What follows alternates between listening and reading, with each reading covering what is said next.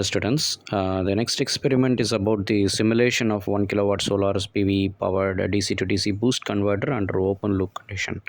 So, when it means the open loop condition, we have to design a DC to DC converter that can boost the input voltage. Okay, so these are the parameters given in the model for the modeling. You can use the same parameters and you can design it.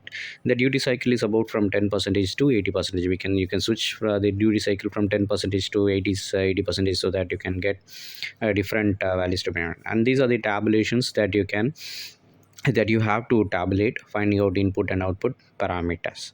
So from this you can understand all the switching operators, and you can go through that, and the procedure for that modeling is also available. So we will now see the model graph. So you will supposed to get the model graph as shown for IV and PV characteristics.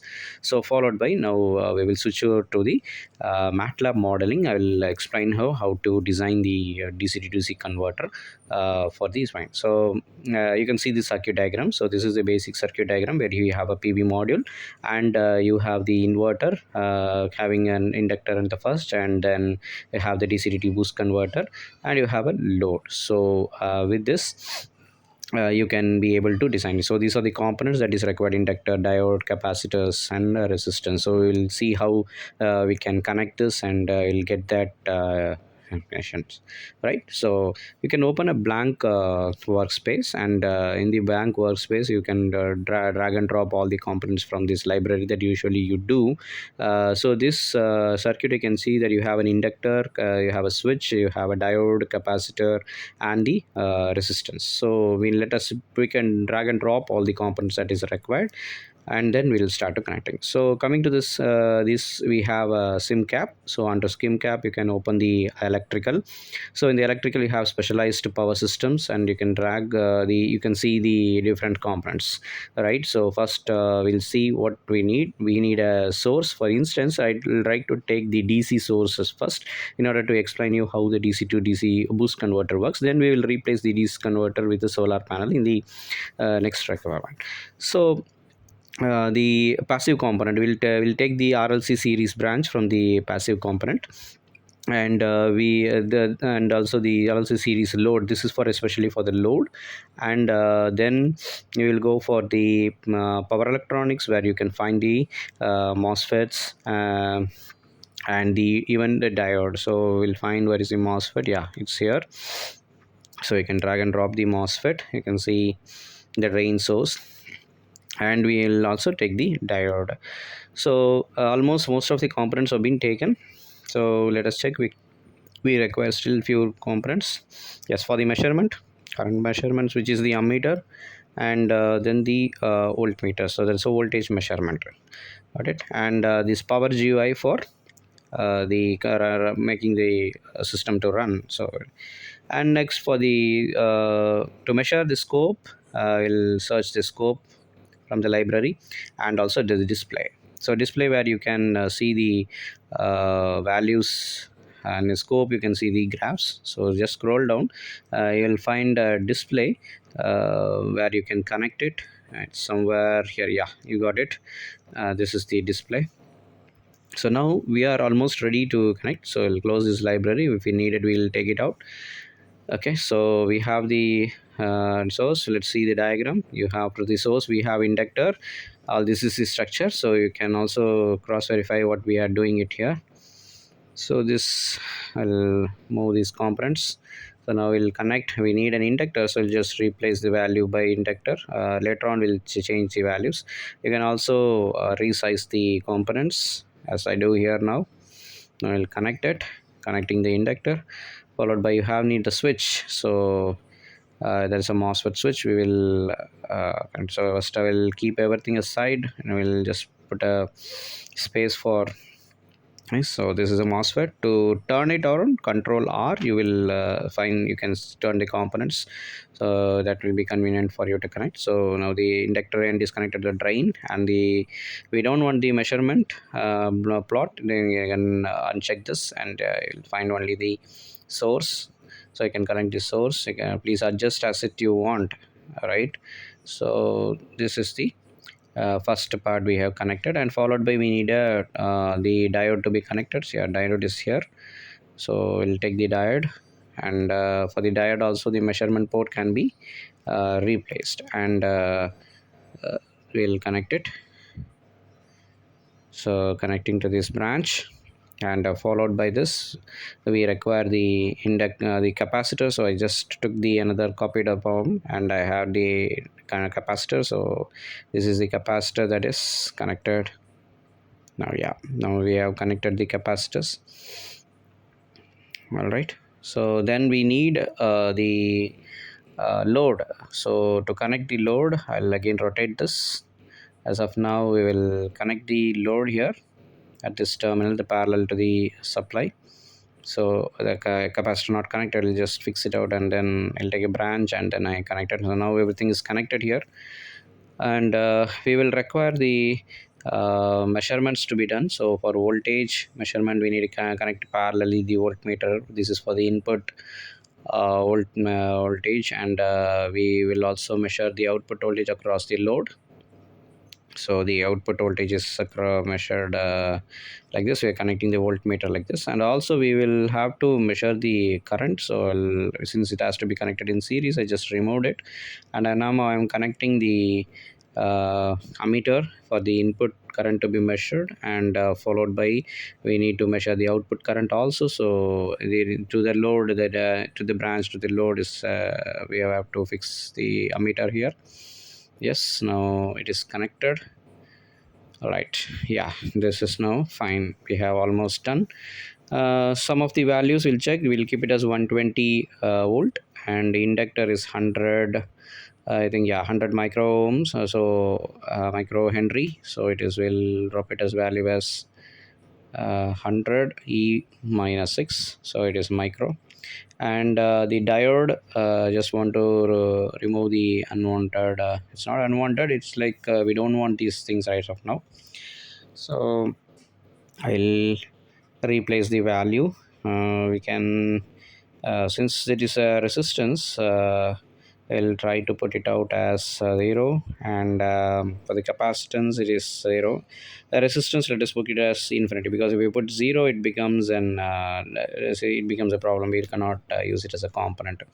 Capacitor, it is again 1000 micro, and the load, this will keep it as 74, and the frequency is 50. Active power is 350. So the meaning is the load is kept as 350. Since it is a resistive load, rest of the real and negative, that is real and reactive powers are made 0. So you will have only the resistance coming in. So this is the resistive load of 350 watts. And now we almost have connected the all the parts. We need to check what have been left out. So we have a switch. So this is the we'll just put it in one side. Okay, we have some this control block, this for the display. I'll connect the display to the voltage, so now the output voltage can also be measured here. And we'll connect the scope also. So before we connect to the scope, we'll check the other requirements. um, Probably the current also requires the display unit, so I'll copy and have it another one. So before connecting the current, I need a component such that, because the current will be fluctuating, I actually need an filter for this. So I'll take analog filter design from the, so we have analog filter design. So we have, it is named as buffer. If you double click that, you will find it Butterworth. Let it be that, and please change this value to 100.2, and the filter order is 2. Okay, so now I would connect this buffer, which is a filter, to both the voltage and also the current. This would give you the filtered output, where that will be that will look nice when you see the waveforms. Okay, now for which now we can set the scope. So I'm going to measure four things, two input and two output. So I'll change the layout like this, and I'll apply it, and for the time I'll keep it as seconds, which will be shown to on all the label axis. So you can see in the bottom you can see all the time seconds. It is that is the x-axis is now provided. To coming to the y-axis, you can also label it out. In the y label, for the first one, this is for the active display one, I put as input voltage v in. So I put an underscore which means that I have the so you can see that underscore becomes, so I have something n, you have then you can replace that value. I'll just copy this for the next one. Yeah, we can replace this in. Now you will apply, yeah, it's now v in in the subscript. So now active display 2, it goes to the second display. Here you can check it out. This is an output voltage. So we are just comparing the input voltage output voltage in the two graphs. So I'll put it as v out. Okay, I just will remove the rest of the things. So whatever you want in the subscript, you will put it as in the underscore. So now we'll get is an output voltage. And then now going for the third, the active display, we have, let's have the current. So now we will change it as to input current. Okay, so now this is fine. We'll replace this value v as I, and the unit as ampere. All right, and then I'll go for the fourth one. That would be the output current. So okay, I have let me copy it from the previous one so that it will be easy for me. So now let's change the fourth. Yeah, and now we can change it to output current. So the rest of the things can be changed out. Yeah, again the unit is remains as ampere. So now you can see we have set the graph, but the display it's in black, so we'll change it to white. Okay, so have white black, and we'll try to change the in color of it. Okay, actually we supposed to apply it the first and then change the access color. So again white, and now we can, okay, you can see everything. So now the first one is kept as one, the second one is also in blue. So the color just choice is yours. Make sure that the color does not blurred when you see it. So it should be bright enough to, so you can change any color that you need. Okay, so this is where you will get the graph. So now let's connect the terminals of the scope to all these parameters to be measured. So first one is the input voltage. I just connect it for the first one. The second one will be the output voltage. I connect this here.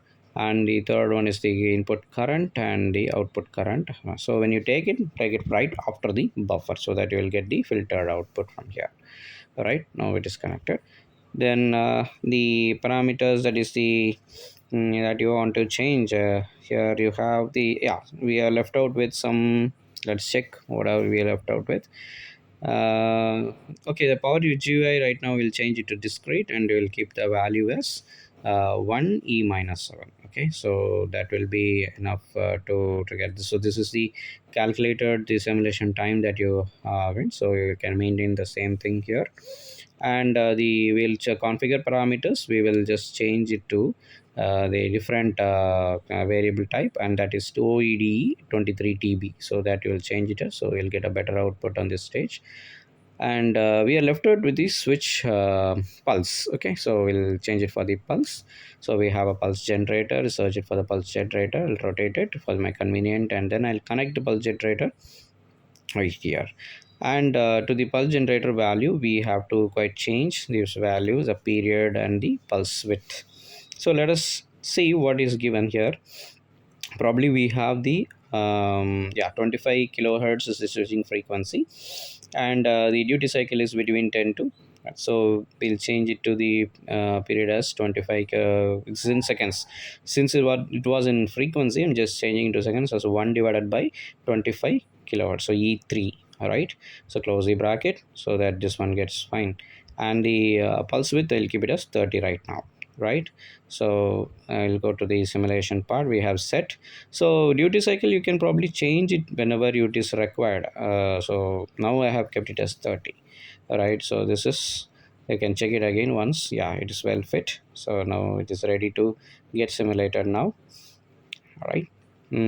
Yeah, input voltage is 120. Yeah, we'll see how for this 30 percentage of sorry 30 percentage of period, that is duty cycle of being zero point 0.3. Let us check what is the output that what we get. So we can run. So click on run. It initially compiles and then it starts to run, and you can see the display here. So you can solely the output is just increasing above. It is close to by 180 and then dropping light, so close to 175, 174. Now it's dropping to 770. Yeah, almost the output voltage from 120 it is boosted to 170. So you can auto scale it, and let us give some time for it to uh, run. That I can check, and also this is too long, so at the stop time you can change it to 1. So you can see the percentage of being it's run here exactly. So yeah, it's quite a period has taken, so I think it's more than enough to check it on this. So we'll stop it, and we'll discuss on the graph what we have got, right?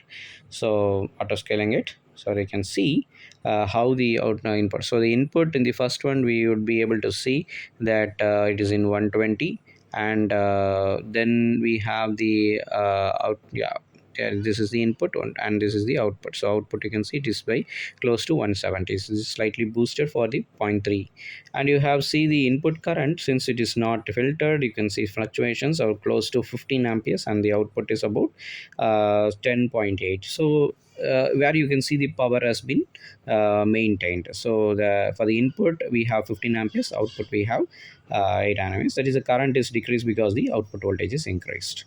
So this is the complete structure of the normal.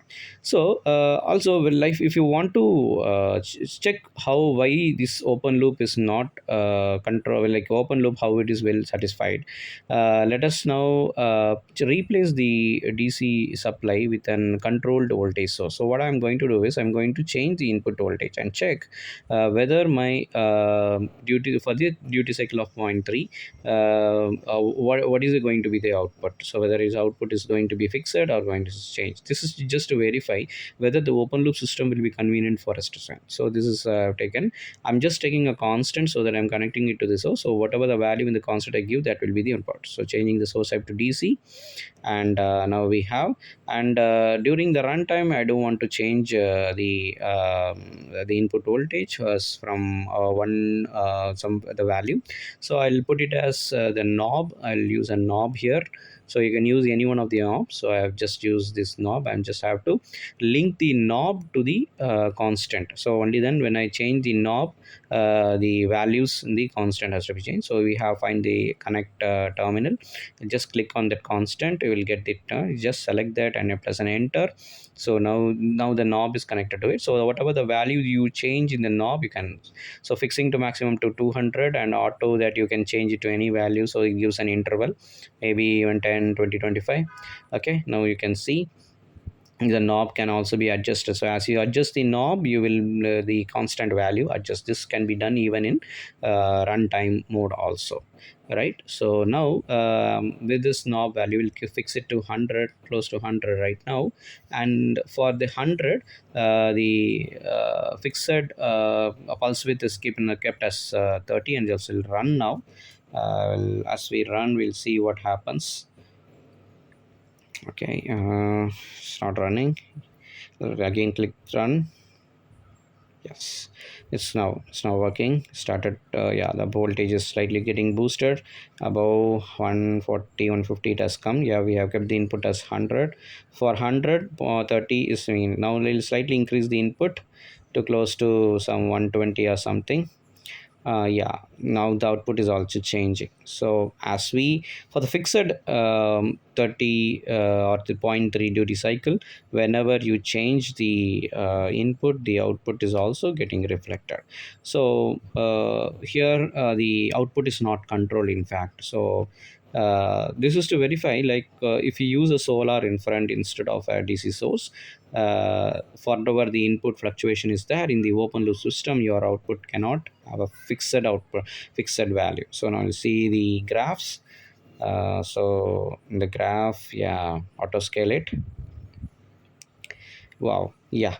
And so you can see the different steps how the values of the input voltage are being changed, for which the output voltage is also getting changed. So output current is also changed. So by which we can understand that using an open loop system, we will not be able to have the control over the output. So you can see the how the current is fluctuating in the input current is fluctuating, just because the source is also changing, getting fluctuated. So that same happens with the solar when you have a non-linear input.